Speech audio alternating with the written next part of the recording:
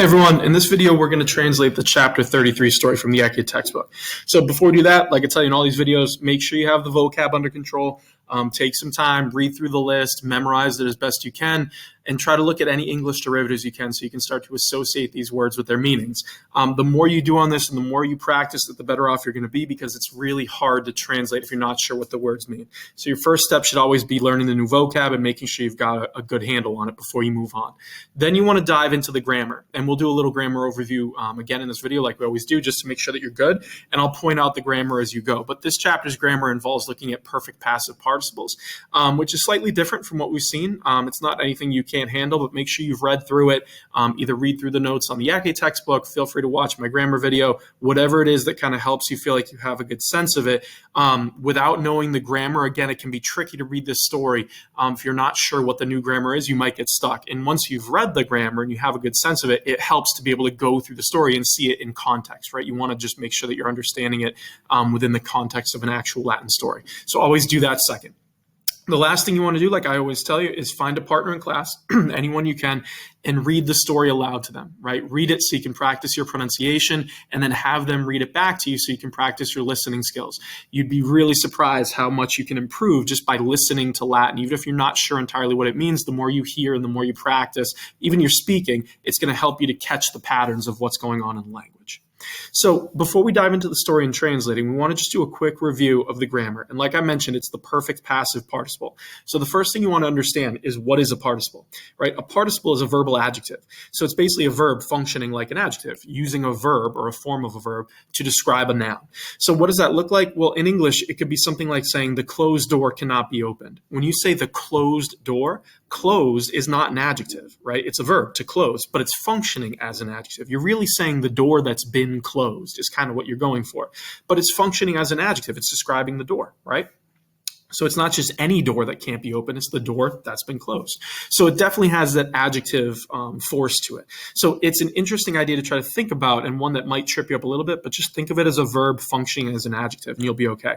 Honestly, in Latin, when you see it, it looks like an adjective. You'll probably just think of it as being an adjective more than a participle anyway, which is totally fine. And actually your book so far has been introducing you to participles as adjectives and not even telling you what they are, and you've been able to read it and handle it, so you're going to be fine on this, believe me. So what we're looking at in this chapter is something called the perfect passive participle. So it's a specific type of participle in Latin, and it's the fourth principal part of the verb. So we've been seeing for a while now that when you write out a Latin verb or look it up in a dictionary, it has four pieces, right? The first piece is your present tense, active voice. The second piece is the infinitive. The third is the perfect tense, right? That's where you get perfect, pluperfect, and future perfect from. And we've always had this fourth principal part just sitting there, and it has us, endings, and we've never really hit on what exactly it's doing. Now's your chance to really understand it. So again, it's perfect, meaning it carries that past tense meaning to it, and it's passive. So you're going to see it does have a passive meaning. Even in the example I gave you above, the closed door, it's passive. It's saying the door that has been closed, right? It has that passive element to it.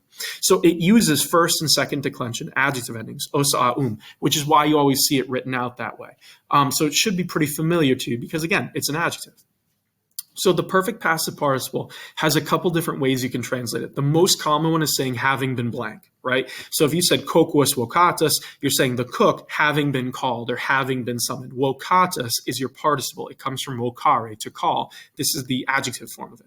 But you could do it in other ways, and I believe Ecce lays out a few for you. You could say the cook after being summoned, the cook when he was summoned, or the cook who had been summoned. They're all getting at the same thing. You'll notice they're all saying summoned, right? It's the passive element, and they're all in the past. Being summoned, it already happened. When he was summoned, who had been summoned.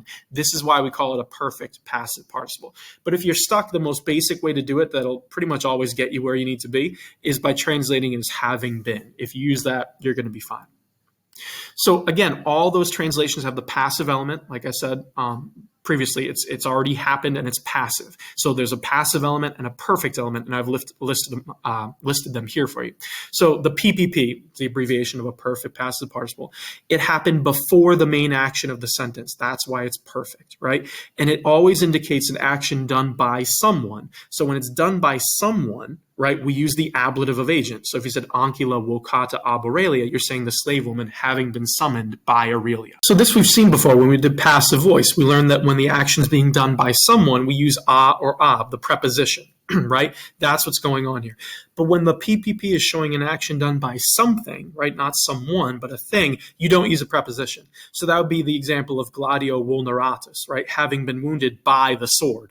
Who wounded you, or in this case, what wounded you? The sword. So you wouldn't use a or ab, the preposition. You just leave it in the ablative case. But either way, you need the ablative of agent showing you, who or what did this action to you. Because again, it's a passive form of the verb. So that kind of sets you up of where you need to be in terms of the grammar. And I'll point them out as we go. It's not overly complicated. You can and should look more into this, reading the textbook, looking over your notes. But the general idea is pretty straightforward, right, with perfect passive participles. And I'll point them out to you as we go through the translation. But once you feel good about that and you've got that under control, you're ready to start translating the story. So here's the chapter 33 story. And again, we'll color code it just so you can start to see the cases. So again, red will be nominative, blue will be accusative, the yellow here is going to be dative, green will be genitive, and that pinkish purple color will be ablative. And if we run into any vocative along the way, we'll put them orange, okay? But it'll just help you to see what's going on. So we start with Cornelius, ancilis signum dat. So Cornelius, there's your subject, he gives dot. What does he give? The signal, signum, right? It's accusative. So he gives the signal to the slaves, right? Dative, he gives it to them. So in other words, he tells them, it's time for the dinner party. And you remember, this is the dinner party, right? They've been building up for it. The guests have already arrived in the last chapter. Now they're actually seated and they're having the dinner party. So he gives the signal to the slaves. You have primum aqua ab ancilis portator et convivae manus lavant. So first, primum, water, aqua, right? We have a passive voice verb here, portator. It's present tense. You're saying water is brought by the slaves, right? Ab ancilis, by the slave women specifically. So water is brought in by the slave women. And the convivae, the dinner guests, there's your subject, they lavant, they wash their manus, their hands. It's a fourth declension noun there. So that's what they wash. They wash their hands, which makes sense. Then you have dum hoc faciunt, omnibus convivis mulsum datur. So dum means while. This is one of these doom clauses that we saw, the subordinate clauses. So you're saying while they're doing this, right, faciunt, present tense, while they are doing this, you have mulsum, right? That's that type of wine. The wine, datur, is brought in you can almost say given rather, not brought in. It's given, datur, to all the dinner guests, omnibus convivus. So while they're washing their hands, while they're doing this, is literally what it says, the wine is brought into them or is given to them. So they're washing their hands, they're having some wine. And it's that first course will be that sweetened wine before they start eating, right? So they're drinking a little bit and they're washing their hands. Then you have dende fercula e culina efferuntur, in quibus est gustatio, ova et olivae, asparagus et boleti liquamine aspersi. Right, so now you're about to describe what they're eating. So you have next, dende, the fercula, the trays, efferuntur, they are carried in, right? They're brought in, you might say. Where are they brought in from? E culina, out of the kitchen, right? So there's no ablative of agent here, but you can almost imply it. It's being brought in by the slaves, right? Is really what's going on here. So the trays are brought in, from the kitchen. Then we have the relative clause. So it's the trays on which, in quibus, you can either say in which or on which, probably works best, on which there is the gustatio, the first course, right? What is the gustatio? They lay it out for you here. The ova, the eggs and olives, right? Ova et olivae. And then you have asparagus and boleti, mushrooms, and they're mushrooms aspersi liquamine. Here's our first perfect passive participle, aspersi. It's from the verb to sprinkle, right? It has a long I ending, which is nominative plural. It's agreeing with boleti, right? So you're saying they're mushrooms having been sprinkled, right? And remember, we need that ablative of agent. It's liquamine, because it's liquamine is referring to garum. It's a thing, which is why we don't have the a or the ab, the preposition. You don't need it here. So you're saying it's the mushrooms having been sprinkled with garum, right? That's what they get on the first course. Then you have interea a convivis multae fabulae narrantur, multa de rebus urbanis dicuntur. So meanwhile, right, multae fabulae, many stories, narrantur, they are told or are being told, you might say. By who? By the dinner guests. There's your ablative of agent, right? A convivis. So they're telling each other stories while they're doing all this. You have multa. Here's our substantive adjective. Multa is not describing anything here. It means many. It's neuter plural. You're saying many things. So many things, dicuntur, are said, passive voice, about the affairs of the city, de rebus urbani. And again, de always takes an ablative noun, which is why you have de rebus urbanis here. It's ablative. So the idea is they're hanging around. They've just washed their hands. They're drinking wine. And now they're telling stories, right? What are they talking about? They're talking about affairs of the city, which makes sense. What's going on in Rome. And it lays it out for you here exactly what they're talking about. You have alias de incendiis nara, alias de pestilentia in urbe, alias de amphitheatro, aedificio ingenti quod mox dedicabitur. Right? So it's describing what they're talking about. Alias means, some, right? You might say, or one in this case. You're saying one of them is saying this, another says that. That's what the alias keeps repeating here. So one is talking about, right, narat, or tells about the incendies, the fires, right, which kind of ties into the previous chapters, right, where there was a fire. So one is talking about fires. Another is talking about pestilentia, the plague in the city, right? Pestilence, the disease in the city. And another is talking about de amphitheatro, the amphitheater, right? This is the Colosseum, the Flavian amphitheater. So the amphitheater describes it as a ingenti aedificio, this huge building, right? Which soon, mox dedicabitur, will be dedicated. Right? So it's saying they're talking about. So the idea here, the reason aedificio ingenti is ablative is because you're implying a day, right? So it's saying they're talking about the amphitheater and about a huge building, right? It's kind of going together on what this building is, right? The amphitheater. So it's this huge building. It will soon be dedicated, which is true. That's a plot point for the later chapters, that the Colosseum, right? The Flavian amphitheater is being finished in Rome. So they're just talking about, things going on in the city. Then you have aliquid novi audire omnes delecta. So aliquid novi means something of the new, literally, but something new is kind of a better way to translate it. So something new delights everyone, omnes delectat, right? Or something new delights everyone to hear, you might say. So it's great for them, or they're delighted, you might say, when they hear about all this new stuff. So the idea here is that everyone is telling a different piece of the story of the city, and they're all learning as they go, right? Basically telling the news. Then you have dum convivae haec et multa alia naran, gustatio editor mulsum bibitur. So while the dinner guests, the convivae, right, naran, while they are telling, present tense, these things, haec, and many other things is the idea. Multa and alia, haec, they're all substantive adjectives again. So you're saying while they're saying or telling these things or these stories, you might say, and many others, meaning many other stories. Gustatio, the first course, is being eaten, editor, right? The implied ablative here is being eaten by them, right? So the first course is being eaten, and the wine, that sweetened honey wine, is being drank, right? Bibitor. So they're drinking wine and they're eating the first course. Then you have tum servi gustationem offerant, dende ab eistem servis magnum ferculum in triclinium fertor, in media mensa ponitor. So then the slaves, the servi, offerant, they brought out, right, the gustatio, they take away rather.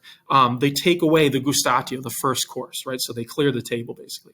And next you have magnum ferculum, this huge tray, right? And that should be nominative, by the way. So pretend that's red. The big tray is carried, right? Fertor, it's brought in, you might say, or carried into the triclinium, in triclinium. Fertor again is passive, so we're looking for an ablative of agent. Who brought it in? It's ab eistem servis, by the slaves, right? Is the idea. By some slaves is kind of what you're doing here. So the slaves go in and they clear the table, and the same ones come back and they bring in these huge trays, right? And they put it, right? You could say the magnum ferculum is put, ponitor, right, in media mensa, in the middle of the table. So they clear the table, they take away the gustatio, and they bring in this huge tray and put it on the table. Again, this is all passive voice, but it's getting at the idea that the slaves are doing this. Then you have in eo est porcus ingens et circum porcum glires quos Aurelia emera. So in it, right, in eo, meaning on the tray, is a porcus ingens, a huge pig, right? And circum porcum, and around the pig, there are dormice, glires, right? And it's dormice quos, which, we have this relative clause here, which Aurelia emerat, had bought. So it's referring to the dormice that she went to the merchant and bought with Cornelia, right? So the idea is they bought those dormice so they could have this huge presentation. You've got the pig that Pseudolus bought, and around it you have these like stuffed dormice, which would be a delicacy. So this is kind of the main idea, the main course. It's meant to be like a dramatic thing to bring in this huge pig and the specialty item, the dormice. So we have ab ali seris pocula convivaram vino optimo complentor. So we start with this ablative of agent, by other slaves. So we're looking for what they did, right? It's pocula complentor. So the cups, the pocula, are being filled, complentor, by other slaves, right? And it's the pocula convivaram, the cups of the dinner guests. So they're being filled, and the question is, what are they being filled with? We need the ablative, vino optimo, with the best wine. That's what they're being filled with. Or you can almost think of it as how they're being filled. So now the best wine comes out. So you have sort of the sweet wine to start, or maybe a little lower quality if you're one of the clients and not a guest. And now the best stuff comes out, right? The good stuff comes out for the dinner guest to go with the main meal. Then we have dum convivae haec spectant, extra triclinium magnus tumultus auditor. So while the dinner guests, the convivae, spectant haec, are watching this, meaning they're watching, everything, the pig being brought out, the whole thing. While they're doing that, magnus tumultus, a great, kind of sound or noise or crash, you almost might say. This great commotion is heard, auditor, right? It's a passive voice verb. So it's this great commotion is heard, extra triclinium, right? Beyond or outside of the triclinium. So they hear a noise, right? And if you think back to the story, this is going to be Uncle Titus, the one guy who didn't show up on time, right? So you have subito, suddenly, right? In triclinium magno cum strepito irrumpit Titus Cornelius. So suddenly, Titus Cornelius, there's our subject, he's their uncle, right? He irrumpit, he burst into the triclinium, right? So he bursts into the triclinium magno cum strepito with a huge or loud noise, right? So he makes a big commotion, and he has this kind of wild interest of breaking into the dinner party when everyone is already eating. Musan convivae, cur Titus noster sero venire solet, neque se umquam excusa. So the dinner guests, musan, they mutter, right, to themselves. And they say, why is our Titus, right? They're referring to Uncle Titus here as our Titus because they know him. Why is he accustomed, solet, to coming late? Sero means late. Venire is the infinitive to come. So you could say, why is he accustomed to coming? Or you might even say, why does he usually come late, right? And neque, and not is kind of the idea, and not ever, umquam, say excusa, excuse himself, right? So the idea is, how come he's always showing up late and he never really excuses himself or has a reason for being late is kind of the idea. Remember, say is the reflexive pronoun here. So you have at Titus, ad locum suum lente ambulans, salvete amici omnes inquit, right? So, but Titus, right, ignoring the muttering, Titus, and he's described as ambulans, walking. This is a present participle, which we'll learn in later chapters, but just translate it now as walking. He's walking lente, slowly, ad locum suum, to his place, right? So he has a place at the table. Apparently it's been empty. He slowly walks to his place, and he says, salvete, hello, my friends, right? Hello, all my friends, amici omnes, right? So he greets them and says hello, and then he tells them where he's been. He says, salve mi frater, amico quidam in popina occuri. So he says, hello, my brother. He's talking to Cornelius. He says, occuri, perfect tense. I ran into, or I encountered, you might say, amico quidam, a certain friend, right? Some friend. Remember, occuri always takes the dative, which is why you have amico quidam here. So he says, I bumped into a friend in popina, in the bar, right? So that's where Uncle Titus has been. He's been out drinking, and that's why he shows up late. He says, I ran into a friend at the bar. Gaius, quamquam iratissimus era, nihil tamen dixit, quod hoc tempore fratrem reprehendere nolebat. So Gaius, although, quamquam, he was iratissimus, the most angry, very angry, right? This is a superlative we'll learn in a couple chapters. Even though he was extremely angry, he dixit, he said, perfect tense, nihil, he said nothing, however, right? So he doesn't say anything.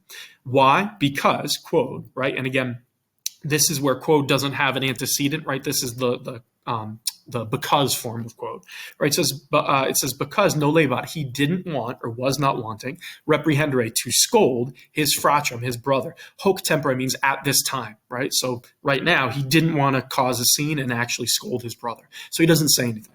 So you have statum signum servis dated. So instead, you have statum immediately, dated, he gave, perfect tense, he gave the signal to the slaves, servis, right? So he ignores his brother bursting in and kind of interrupting his dinner party with all his important friends, right? Remember, he has Roman senators there too. So Titus is really embarrassing him by doing this. But he decides, I'm not going to make a scene, and instead he just gives the signal to the slaves, and they're going to move on to the next part of the meal. And we have tum alii ex eis porcum scindeban, alii carnem ad convivas portaban.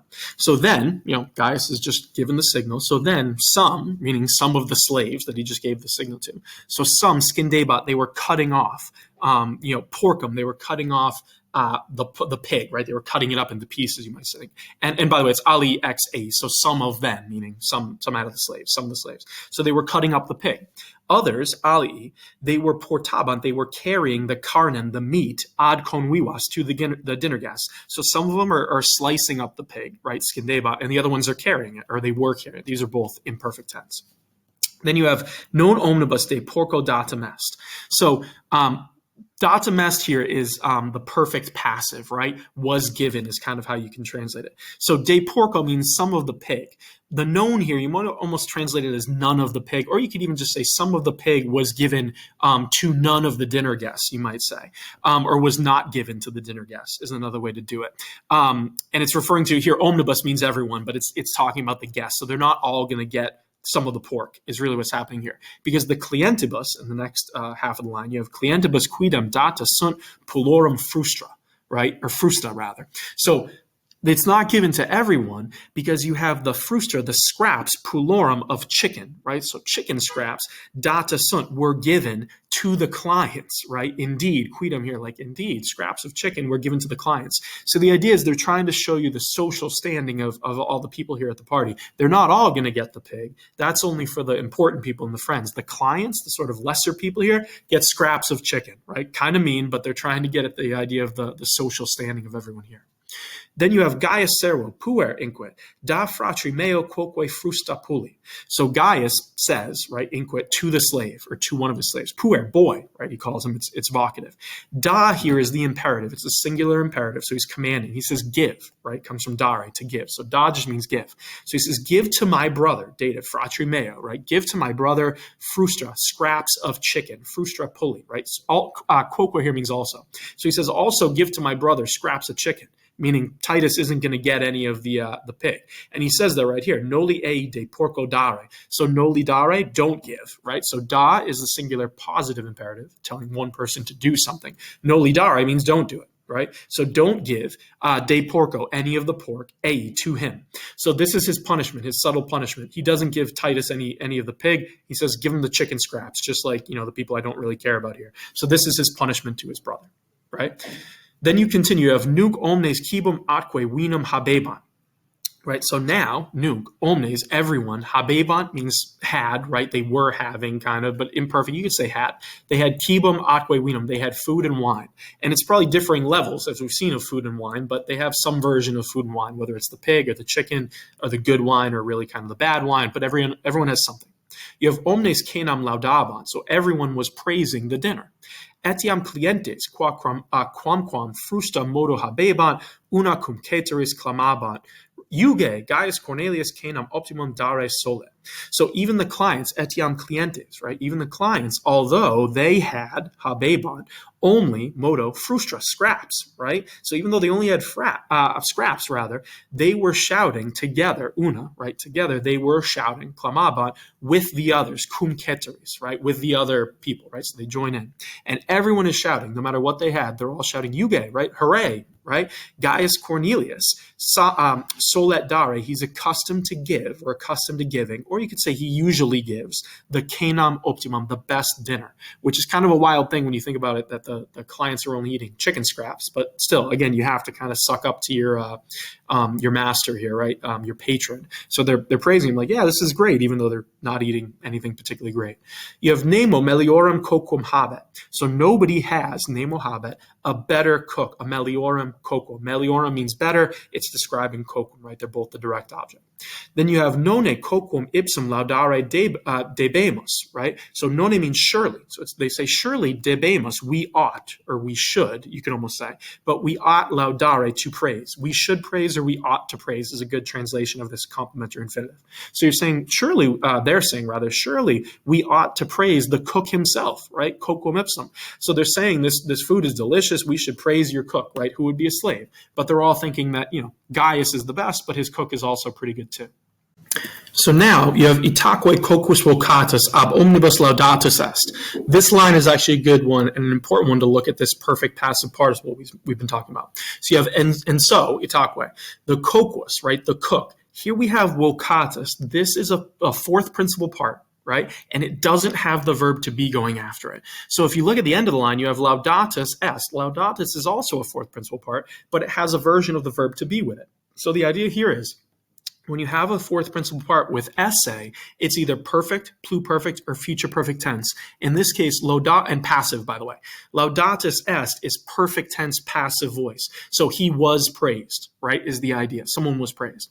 Vocatus is the participle. It doesn't have the verb to be with it, so you translate it as having been something.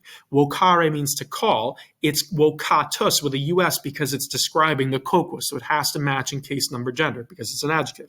So you're saying the cook, having been called ab omnibus, right? Actually, the ab omnibus probably goes better with laudatus est. So you're saying the cook having been called. And remember, the perfect passive participle is always the first action. It's the thing that happened first. So first, he was called in is the idea.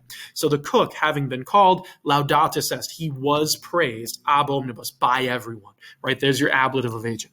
So first he got called in, then he was praised. So this is a good line to see when you'd use the participle and kind of how it works and how you can recognize it. So you want to, the more you practice, the more you'll be able to realize that vocatus is something a little odd. It's vocare, the verb, but it's describing a noun. That's the participle, right? And you translate it as having been blanked, right? That's kind of the basic way to do it. So again, here you're saying, and again, remember the timing. The participle happens first before this main verb. So first he was called in, vocatus, then he was praised, laudatus est. Then you have tandem, fercula a servis ablata sunt.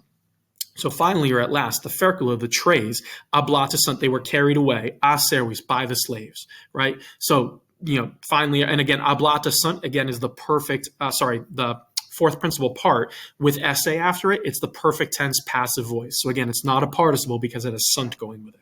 So everything gets carried away by the slaves because it's the end of the meal.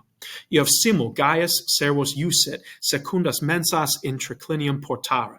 So, then, right at the same time as they're carrying it away, Gaius ordered. Usit is perfect tense. You can tell by the double S in the middle of it, right? It's the third principal part of ubere, to order. So then Gaius ordered who? Servos, the slaves, right? What does he order them to do? Remember, when ordering, you always order someone to do something. So he ordered the slaves, portare, to carry. There's our infinitive. To carry what? The secundas mensas, literally the second course of the dessert. Right? To carry the dessert in triclinium, into the triclinium. So now it's time for dessert. You have servi, quamquam defessi erant, hoc illoc cureban. So the slaves, although errant, they were, right, in perfect tense, defessi, they were tired. Right? Defessi is describing servi, it's just an adjective. So although they were tired, cureban, they were running back and forth, hoc illoc. So even though they're tired, they're still running around. And again, it's to give you a sense of what a slave would be doing at a dinner party. They'd be doing all the cleaning, the cooking, running around, right? It would be kind of an exhausting night for these slaves. And that's what the story's trying to convey to you here. You have uwai, mala, pira, intraclinium portata sum. So uwai are grapes, right? Mala are apples, and pira are pears. So basically fruit, right? Apples, grapes, and pears. Portata sunt. Again, there's your fourth principal part plus esse. It's the perfect tense because sunt is present tense. It's the perfect tense passive voice. So you're saying the apples, the pears, and the grapes were carried in triclinium, into the triclinium, right? So just they were brought, or they were carried, rather. Then you have possum, quoque in mensa, possitum, omnibus est datum. So here we have the possum. It's that sweet kind of raisin wine, right? So the raisin wine, and then you have quoque, also possitum, right? Here, possitum comes from the verb to place, ponere, right? It's a fourth principal part. There is no version of esse going with it, so it's a participle. So you're saying the raisin wine also having been placed in mensa, on the table, right? So again, that action happens first. First, it gets placed. And again, notice how possitum is describing possum in case, number, gender. So it's neuter. So the raisin wine also having been placed on the table, datum est, was given. There's perfect tense passive voice because it has est with it. Was given omnibus to everyone. So now everyone gets this raisin wine. So this is the end of the story, and it's really describing what would happen in a dinner party, right? In this this event after your dinner, right? Or during your dinner, rather. It would be a pretty fancy event. Everyone's in the triclinium. They're on tables. They're telling stories. They're drinking. This is what a dinner party would look like in ancient Rome. So you want to look up this culture on your own and just get a sense of what's going on so you understand the background of the story. And I'd encourage you to do that. I'd encourage you to go and look up, Roman dinner parties, the banquets, the feasts. It's a really cool cultural part of ancient Rome. And again, this is really for upper class Romans. So if you were, in a lower class, you're probably not doing this because you don't have the money, right? But the wealthy Romans would do this, right? They'd have people over. You're having your dinner party. Everyone's drinking, having fun. And it's something worth looking into because it does give you a sense of how these people live their lives. So again, in this story, the main idea, the grammar, the perfect passive participle, there were a few examples of it, not a ton, but a few that you can look at. And the key thing is really understanding the difference between the perfect passive participle, the fourth principal part by itself, and when you take that fourth principal part and stick esse on it, which is how we form the perfect, the pluperfect, and the future perfect tense in passive voice. So there is a difference, and you want to just practice it. But again, the more you read, the more you practice, just repeat this over and over again, you'll catch on to how it works, and you'll be okay.